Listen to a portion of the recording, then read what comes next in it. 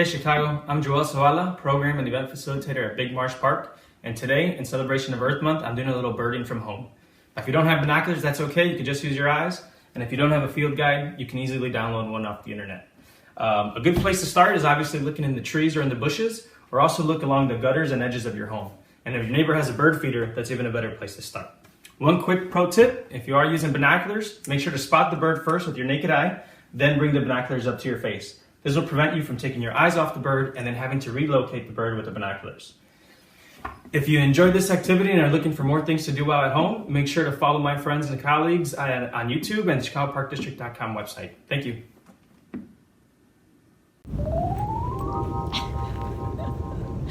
Hi, my name is Liza.